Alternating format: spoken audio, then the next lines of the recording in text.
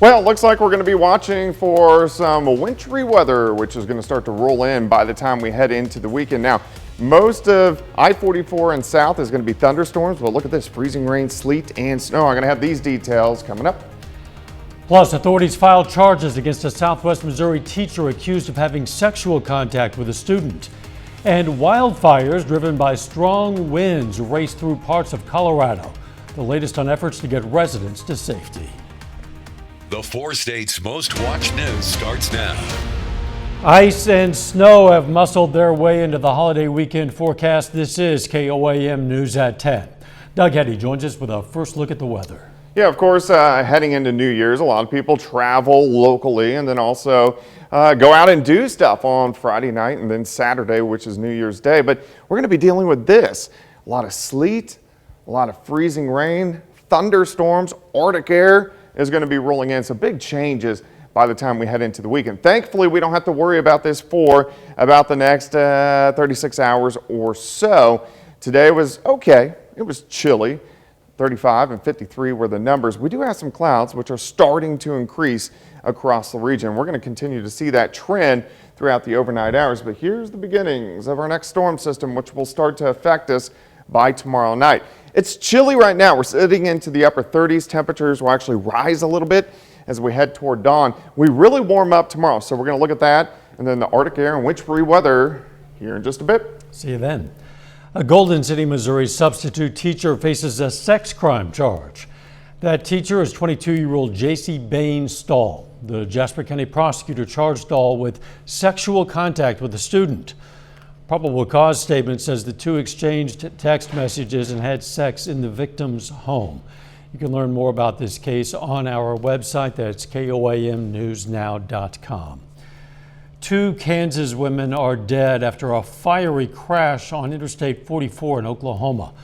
That crash happened last night. The Oklahoma Highway Patrol isn't providing much information about what led to the crash, but we do know that it killed Melanie Harper from Basehor, Kansas, and Elizabeth Craghad from Leavenworth. They were both in a pickup. The driver of a semi-truck was admitted to a Springfield hospital in what authorities describe as critical condition. As temperatures begin to drop, energy prices are on the rise. Every state offers some sort of assistance with heating bills for households that meet certain income guidelines. The online application period is open now in Missouri, remains open until March. Oklahoma began accepting applications just this week, and Kansas accepts applications beginning this coming Monday. The income guidelines for eligibility vary from state to state. You can find a link for more information at KOAMnewsnow.com. Just search under the word heating. Several wildfires hit parts of northern Colorado in the Boulder County area outside Denver today. The unusual late December fires destroyed homes, forced evacuations, and disrupted life for miles around. No deaths have been reported. Anthony Purra reports. Driven by winds over 100 miles per hour, destructive flames forced thousands to leave their homes under mandatory evacuation orders. I packed myself, my cat, and just keep our fingers crossed. Officials said at least hundreds of homes and other structures outside Denver burned. Coming down this road, the ditches and things and the trees, they're all up in flames, like there's embers everywhere. Governor Jared Polis declared a state of emergency, freeing up disaster emergency funds and resources. Gusts of 100, 110 miles an hour can and have moved this fire down a football field in a matter of seconds. Here in December, who would think we'd be facing a major grassland fire? The flames destroyed a hotel and a shopping center. A hospital was forced to evacuate patients to other facilities. It's really terrible. There's a golf course that surrounds the hospital, and there's multiple houses on fire that are just in huge flames. It's very frightening. During rush hour, roads were closed throughout the area as thick smoke billowed for miles. Anthony Purra, CBS News. At least one first responder was reported injured. The Boulder County Sheriff didn't rule out finding out later about more severe injuries or deaths. The governor of Colorado today reduced the sentence of this man, a truck driver convicted in a deadly crash, from 110 years to 10 years in prison. Rogel Aguirre Maderos was sentenced after the brakes on his truck failed and he crashed into several vehicles, killing 4 people. The judge in the case found 110 years was the minimum sentence based on state law. Millions of people called for his sentence to be reduced, and some truck drivers boycotted the state in response to the sentence. The Biden administration is urging the Supreme Court not to block the federal vaccine and testing mandate for large employers, citing the continued spread of COVID-19. The mandate requires that companies with more than 100 people ensure that their workers are fully vaccinated or undergo regular testing and wear a face covering at work. OSHA unveiled the new rule on November 4th.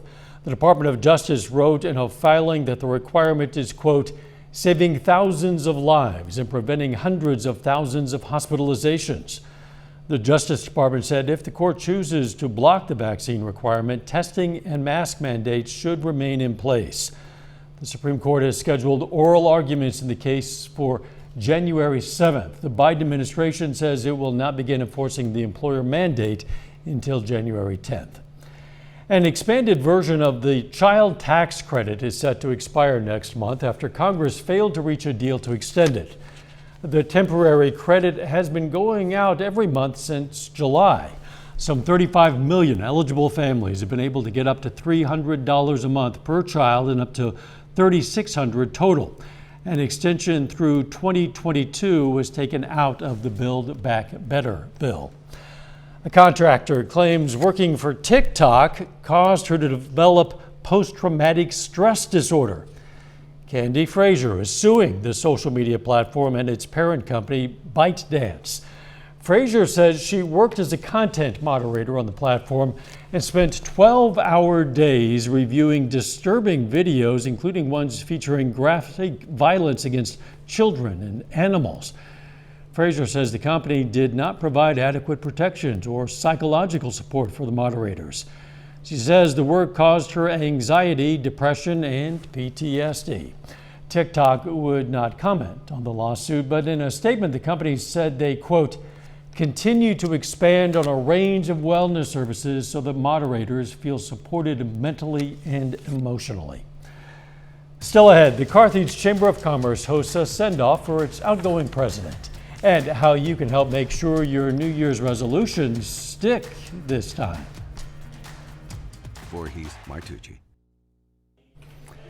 The Carthage Chamber of Commerce today said goodbye to its president. Mark Eliff is leaving the chamber after 9 years. The chamber celebrated Eliff's time with the chamber with this reception today. He says he still plans to be involved with the community he's served for the past several years. It's a little bittersweet from that, going from where you're really involved to where you won't be as much involved. But it's really nice to see the people that have turned out to wish me well, and I really appreciate it. Eliff says retirement will involve some more fishing, golfing, and spending time with his granddaughters. Congratulations.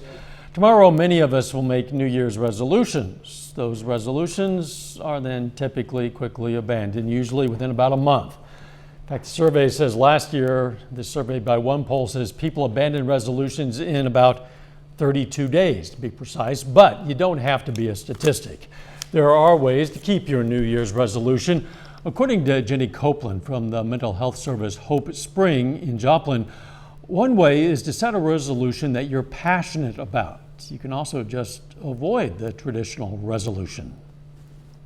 There have been some trends around people picking their word of the year and being able to kind of frame their word or frame their year around that specific word. That can be really powerful because you're setting this whole framework for your whole year, and just being able to move closer to that. You can watch more of our interview with Copeland on our website. That's KOAMnewsnow.com. But if your goal is to be healthier in 2022, your pet may be able to help. Mandy Gaither explains.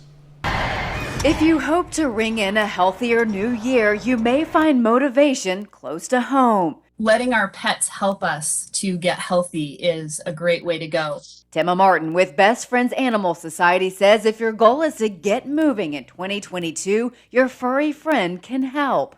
You get a dog that knows what it means when you put on your your walking shoes or your running shoes. They'll bring you their leash. They want to get out and get exercise too. Some cats may even like to stroll, and your animals can also help lower stress. Even just eye contact with our dogs and cats is healthy because those, elicit a feeling of love and comfort for us. And if your goal is to eat better, many fruits and veggies like apples and baby carrots are safe for your dog to enjoy too. You do some research, find out what kind of healthy snacks you can have for yourself and share with your pet. That would be a great way to keep your New Year's resolution to stay healthy. Over the course of the pandemic, many have felt isolation, but walking your pet can get you in the fresh air and allow you to be social with others at a distance. It may also help mental health as well, allowing you to remember the good things in your life. This is a great time to stop and focus on how much our pets give back to us. For Health Minute, I'm Mandy Gaither. Now, if you don't already have a pet to help you keep your resolutions, Martin says now is a perfect time to foster, adopt, or even volunteer in a local shelter or with a rescue group. COVID-19 cases are rising during the holiday season. If you think you might be sick, there are local options to get tested free of charge. Joplin Health Department hosts a free testing clinic at the Joseph Newman Innovation Center every Thursday. The Wesley House in Pittsburg also offers free testing. You can find other locations on your state health department website. Later, 2 local teams face off to claim the Neosho Holiday Classic title. We'll have the highlights in sports. Plus, of course, we're tracking a winter storm that is going to roll in over about the next 36 hours. We're going to check that out coming up.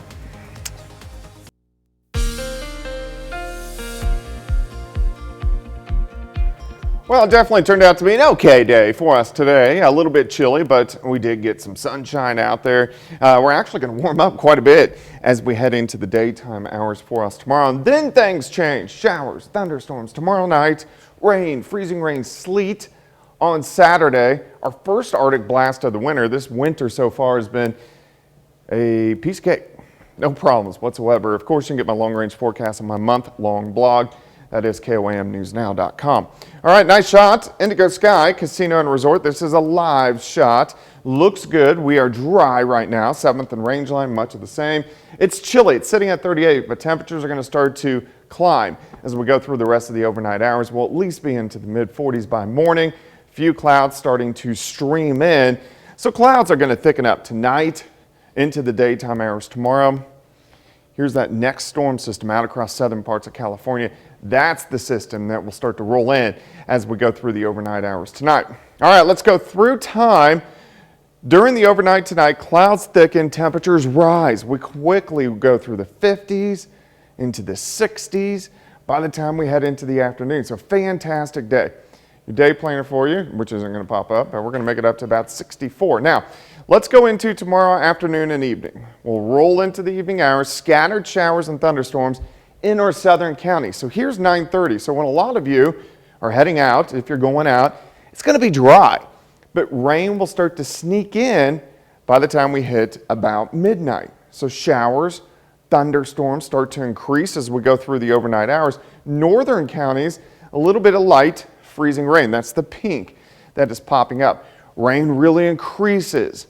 Here's 6 a.m. Saturday.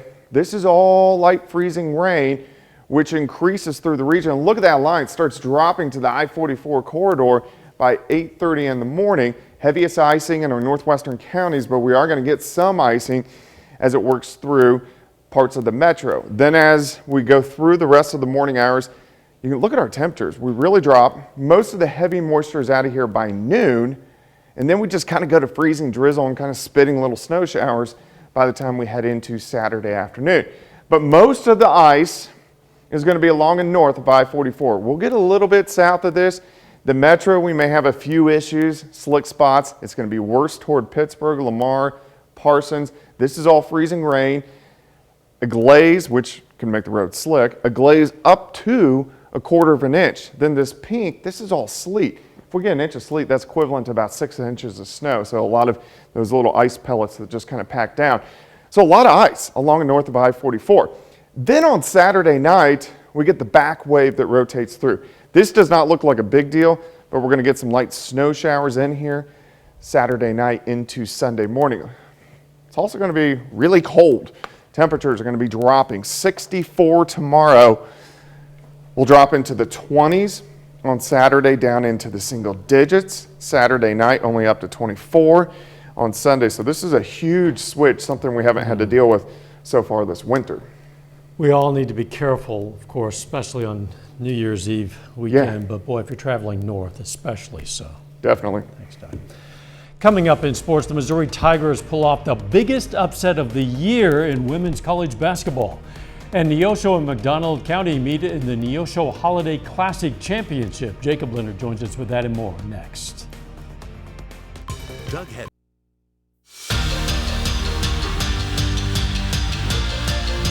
Tonight is championship night at the Neosho Holiday Classic. In the boys' black bracket, we have two local teams squaring off tonight for a tournament title. And it's a rivalry game. Tournament host Neosho Wildcats face McDonald County.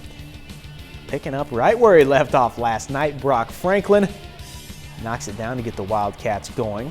Cross Dowd answers with one of his own here. Matt County jumps out to the early lead. Later, Isaiah Green gets the steal. Gets it ahead to Caden Waters. Gets up for the two-handed jam. Then in the second quarter, check out this pass from Cole Martin. Just a rocket. QB1 stuff there. Finished the game with 6 assists. And Matt County goes into half up 6. But you know these Wildcats. Second half here, Caden Waters buries the deep 3, ties it up at 37. Fourth quarter, Waters again, 40-footer. Why not, man? Neosho up 3. Back and forth game, though. Mustangs steal. Eli McLean. Nice one-handed jam there. He had 27 to lead McDonald County. 2 minutes left now. Waters, another one. 38 points. 12 rebounds for Caden Waters. He's the tournament MVP. Neosho takes home the black bracket championship 70-63. Staying in the black bracket, earlier today, Lamar playing for third place against the Huntsville Eagles. Lamar falls in this one 71-60. Connor Schaff, though, nice game for the Tigers. He goes 4 for 7 from 3, finishing with 16 points. On the girls' side, the tournament host Wildcats have a shot at finishing third today. Neosho faces the Lafayette Fighting Irish this afternoon, aiming to end the tournament on a high note. The Wildcats trying to bounce back from a semifinal loss last night to North Kansas City. First quarter, Talisha Bird, floater and the foul. Irish open on an 8-0 run. Bird finishes with 13. Other end, Becklin Garrett, corner 3 for Neosho. She leads the Wildcats with 12, but Lafayette up 11 after 1, and they would extend that lead in the second. Darcy Bolin steals, goes the other way and finishes. Then Jaslyn King, right before the half, hits the 3 to send the Irish to the break up double digits. In the third quarter, Wildcats try to climb back in the game. Malin Garrett scores and the foul, but Lafayette rolls the rest of the way 51-27.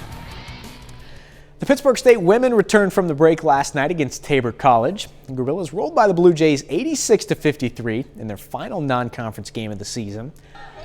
Pitt State had 5 players in double figures. Freshman Sydney Holmes led the way with 12 points and 7 boards. Fellow freshman Corinna Gerber collected her first career double-double with 10 points and 10 rebounds. Pitt State's now 9-3. They have 16 games, all MIAA league games, remaining on their schedule. Every night you got to bring it, and teams will beat some teams that you don't expect, and it's really just how you match up with certain teams. And there's never a rest game, so January is going to be a big month for us. Finally, this is a story here, man. The Mizzou women, with just 8 players tonight, take down the #1 team in the country. Missouri tops South Carolina 70-69 in overtime in their SEC opener. Haley Frank and Lauren Hansen each scored 21. Hansen hit the game winner with less than a second remaining. Mizzou is now 12-2 overall to start the season. That's it for sports. We're back with more news after this. Take a moment now to recognize a local World War II veteran who received a Bronze Star for Valor. Technician 4th grade Walt Fredrickson served in the U.S. Army stationed in Europe. His hometown, Pittsburg. And we are proud to salute Technician 4th grade Walt Fredrickson, a 4-state hero. Now take a look at this. A high-tech truck takes a driverless trip and arrives in the history books. Jeremy Roth has more. A San Diego-based tech firm's high-tech truck has become the first fully autonomous and driverless semi on the open road.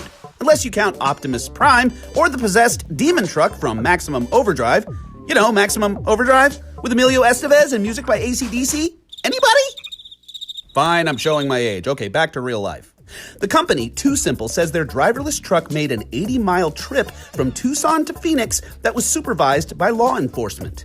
The truck successfully navigated surface streets, highways, and traffic signals, and all, the company says, while interacting naturally with motorists. We had literally one instance where I think some other big truck driver passed us and it slowed down because he realized there wasn't anybody in the cabin. Yeah. The company has built a fleet of driverless trucks and believes this emerging industry could provide a real solution to recent supply chain issues. There was a driver behind the wheel of this vehicle in Michigan that suddenly careened into a gas station pump, causing a fiery explosion. The accident was caught on camera, as were the heroic efforts of bystanders who rushed in and pulled the occupants from the vehicle. Eyewitnesses shared video of the accident's aftermath, which thankfully resulted in no injuries. Authorities are now investigating what led to the crash and whether the gas station can safely reopen. For Take a Look at This, I'm Jeremy Roth. This is a good weekend to maybe stay inside with a pot of chili and some football on the TV if you can. You don't want to be on the roads if unnecessary. No, but it's going to be cold too. I mean, so even if we didn't, even if we didn't get any freezing rain, sleet, or snow, which we will get some, especially along and north of Interstate 44, but just super cold in the 20s all weekend. Final sports notes. So we told you the Mizzou women beat South Carolina. It's their first ever win over a #1 ranked team in the country. It's amazing. Thanks for joining us. Don't forget our morning show, 5 a.m. Let's make it a great tomorrow.